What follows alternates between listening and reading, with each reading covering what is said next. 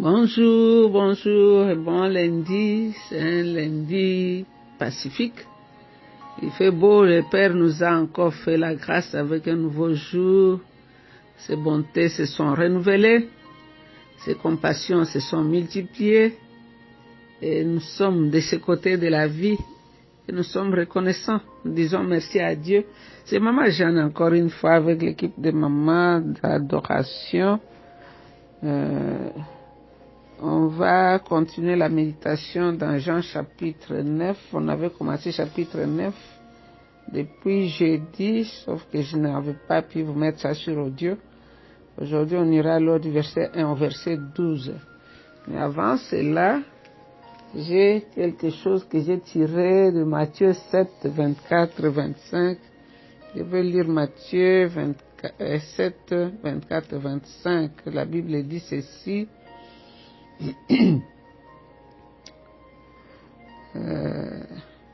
Matthieu.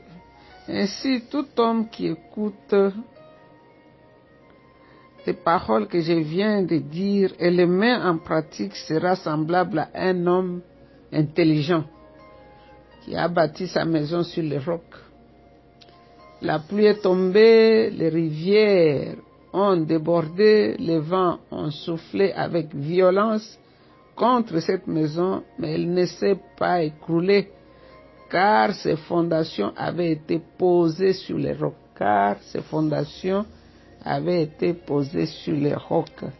Ici, je peux intituler ça une bonne fondation.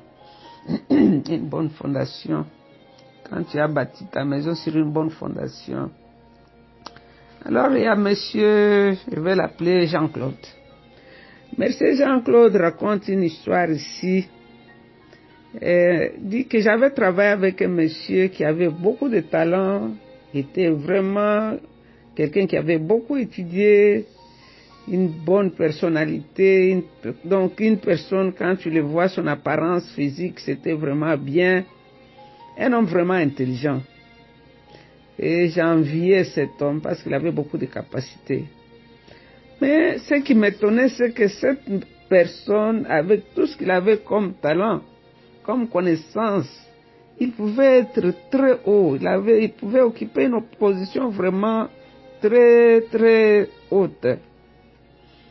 Mais je ne comprenais pas pourquoi il ne montait pas en grade. Mais quand j'ai travaillé un tout petit peu avec lui, j'ai compris.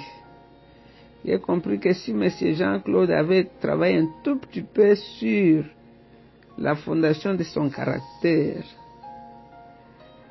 parce qu'on sentait que sa fondation n'était pas bonne. M. Jean-Claude ne pouvait pas répondre correctement à quelqu'un. Sa bouche n'était pas propre. M. Jean-Claude répondait mal. Donc il y avait quelque chose dans sa fondation qui a fait qu'il ne pouvait pas être en contact, rester longtemps en contact avec des gens. Les paroles qui sortaient de ta bouche, c'était les pierres qui avaient bâti son caractère, n'étaient pas très très bonnes pour quelqu'un qui peut occuper de grandes responsabilités. Et puis il y avait aussi un autre collègue de classe, un homme brillant qui a aussi beaucoup de talent, il avait vraiment bien, quelqu'un de bien. Mais cette personne qui était gentil, qui s'habillait bien, qui avait une apparence propre, il avait une faiblesse. Sa faiblesse, c'est quoi? Il était toujours en retard en classe, en retard au réfectoire, il était en retard partout. Donc cette faiblesse a fait que dans sa vie, il ne pouvait pas aller plus loin. Parce que toujours en retard. S'il avait aussi un peu travaillé son caractère, il pouvait aussi être quelque part d'autre que là où il était. Et puis il raconte encore qu'un jour il s'est trouvé dans un bateau. Et un matin, comme le bateau allait accoster, il a dit, je vais sortir très tôt le matin pour avoir une bonne vision. Il sort, il rencontre un monsieur qui l'avait précédé sur le balcon du bateau. comme si je peux l'appeler comme ça. Le monsieur était furieux, le monsieur était anxieux, il ne comprenait pas. Et puis le monsieur, quand il a vu, c'est comme si il s'est soulagé un peu. Il lui demande, est-ce que tu n'as pas le feu, tu n'as pas les allumettes? Je voulais fumer ma cigarette, mais j'ai cherché partout, je ne trouve pas les allumettes. Il dit, non, je n'ai pas d'allumettes, je n'ai jamais fumé. Alors, le monsieur là était malheureux. Il avait construit son habitude de fumer, ça l'avait mis en prison, donc son patron était en train de lui exiger la cigarette. Son patron, qui était son habitude là de fumer, était devenu un patron. Il devait à tout prix le satisfaire, il était misérable. Il était devenu esclave de son caractère. Et puis la toute dernière histoire que je vais vous raconter ici, c'est M. Jean-Claude dit qu'il avait visité une prison. Une prison, maintenant, il était en train d'élargir la prison. Parce que la prison était petite. Donc on avait pris quelques prisonniers en uniforme avec leurs numéros matricules sur les dos. Ils étaient en train de construire. Et il y avait d'autres gardes qui étaient là avec des longs fusils qui les gardaient, qui les surveillaient. Alors petit à petit, ces gens mettaient des pierres, de grosses pierres pour faire un grand mur. Mais ceux qui ne savaient pas que c'est après avoir construit ces murs allaient devenir une prison pour eux, pour qu'ils ne sortent jamais. Donc chaque brique qu'ils posaient, ça les renfermait eux-mêmes dans une prison. C'est pour dire que nos mauvais caractères peuvent nous empêcher d'aller au ciel. Ces caractères que nous construisons tous les jours, peuvent nous empêcher d'avoir le succès dans la vie. Ça peut devenir une prison pour nous-mêmes. Si nous vainquons, nous arrivons à vaincre ces mauvais caractères, nous verrons que nous serons les hommes et les femmes les plus heureux sur la terre. Notre jeunesse, c'est là vraiment le temps de la fondation. Alors, sur la fondation, quels sont les matériaux que nous utilisons qui va faire qu'un jour notre vie sera une maison pour demain? Les habitudes que tu as formées dans ta jeunesse ont été comme une pierre pour construire ta vie. Donc, essaie d'utiliser les bons matériaux pour que ta maison ne puisse pas couler. Comme nous avons entendu dans Matthieu 7, la personne qui avait construit sa maison sur une bonne terre, la maison pouvait tenir au temps de désastres. Alors, je vais rentrer maintenant dans Jean chapitre 9. Ça, c'était un conseil d'amis, une sagesse pour savoir comment nous bâtissons. Jean nous parle de la guérison d'un homme aveugle qui était né aveugle. On nous dit qu'en chemin, Jésus vit un homme qui était aveugle depuis sa naissance. Ses disciples lui demandèrent, Maître, pourquoi cet homme est-il né aveugle? À cause de son propre péché ou à cause du péché de ses parents? Jésus répondit, ce n'est ni à cause de son péché, ni à cause du péché de ses parents. Il est aveugle pour que l'œuvre de Dieu puisse se manifester en lui. Pendant qu'il fait jour, nous devons accomplir les œuvres de celui qui m'a envoyé. La nuit s'approche où personne ne peut travailler. Pendant que je suis dans le monde, je suis la lumière du monde. Après avoir dit ces mots, Jésus cracha à terre et fit un peu de boue avec sa salive. Il frotta les yeux de l'aveugle avec cette boue et lui dit, va te laver la figure à la piscine de Siloé. Ce nom signifie envoyé. L'aveugle y alla, se lava la figure, et quand il revint, il pouvait voir. Ses voisins, ceux qu'il avait vu mendier auparavant, dirent alors, n'est-ce pas cet homme qui se tenait assis et qui mendiait? Les uns disaient c'est lui, d'autres disaient non, ce n'est pas lui, mais il lui ressemble. Et l'homme disait c'est bien moi.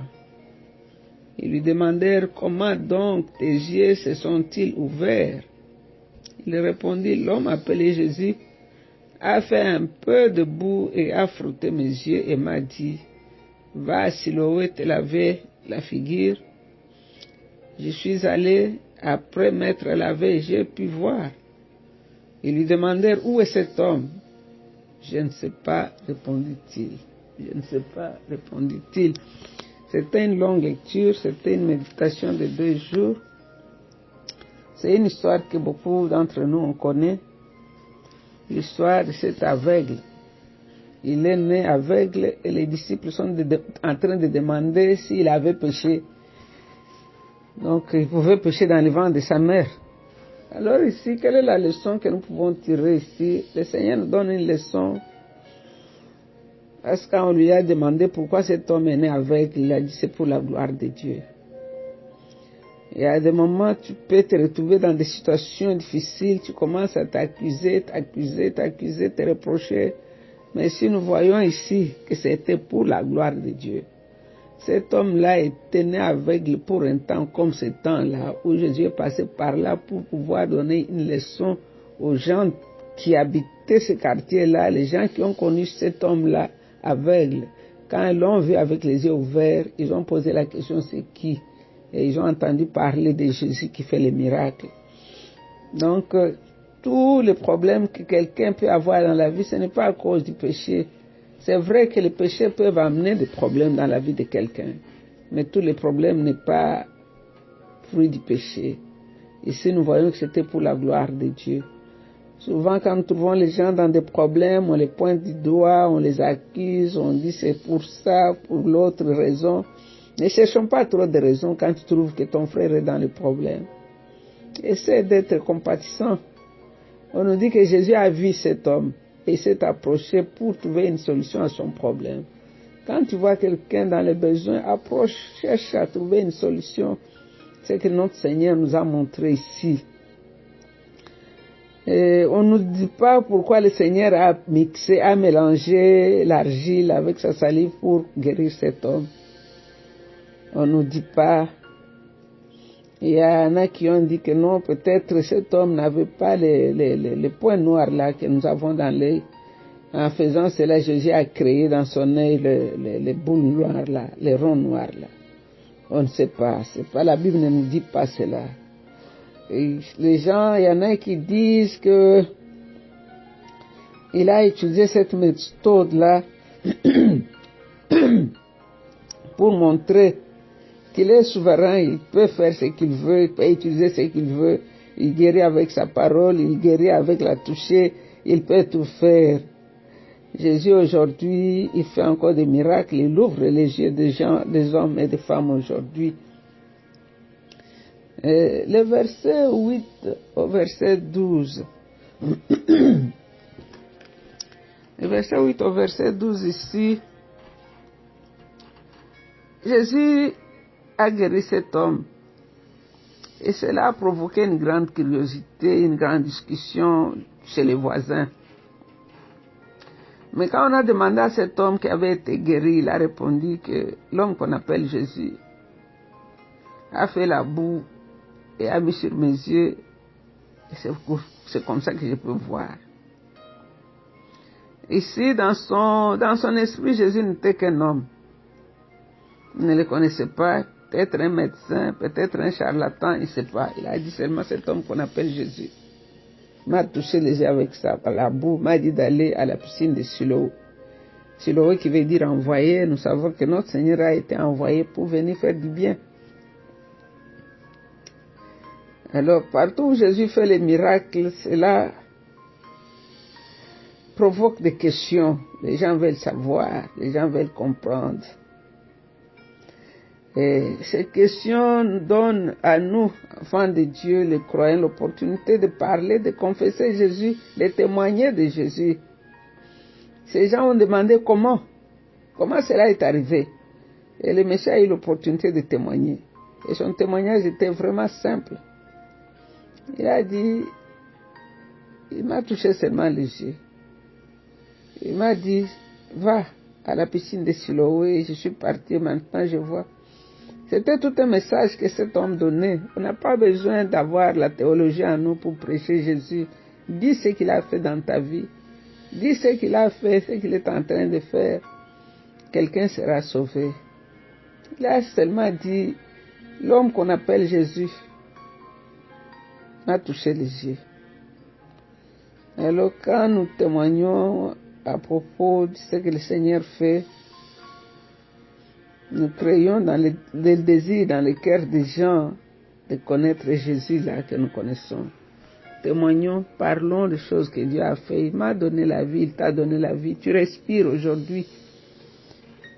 Tu respires, tu ne payes pas l'air que tu respires. Ton sang est en train de circuler dans tes veines, tu ne payes pas pour ça. Tu t'es levé ce matin, tu as marché, tu écoutes cet audio. C'est un miracle. Témoigne. Parle à quelqu'un de Jésus. C'est ce que cet homme a fait. Nous allons prier. Père, nous voulons te rendre gloire. Nous te bénissons, Seigneur. Je sais que tu es le même hier, aujourd'hui, éternellement. Hier, tu as guéri. Aujourd'hui, tu continues à guérir. Hier, tu as béni. Tu continues à bénir. Tu as ouvert les yeux des aveugles hier. Aujourd'hui, tu continues à ouvrir les yeux, Seigneur. C'est pourquoi je te dis merci. Je te recommande ceux qui sont aveugles physiquement, Seigneur. De la même façon que tu avais créé un moyen pour ouvrir les yeux de cet aveugle, crée un moyen aujourd'hui pour ouvrir les yeux de quelqu'un. Au nom de Jésus, que ceux qui sont aveugles puissent voir au nom de Jésus. Merci de ce que tu ouvres les yeux spirituels qui sont fermés aussi. Parce que beaucoup sont ceux qui croient voir mais qui sont aveugles. Que leurs yeux aussi s'ouvrent et que les écailles tombent. Sois béni, toi le roi glorieux. Sois béni, toi le Messie. Sois béni, toi Jésus-Christ de Nazareth, l'homme de bien. Seigneur, nous t'aimons, nous t'honorons, nous t'adorons. Et nous disons qu'en dehors de toi, il n'y a point de Dieu. Que toute la gloire te revienne. C'est dans le nom de Jésus que nous avons ainsi prié. Et c'est avec beaucoup d'actions de grâce que nous disons Amen. Vous êtes bénis, restez bénis. Bye bye.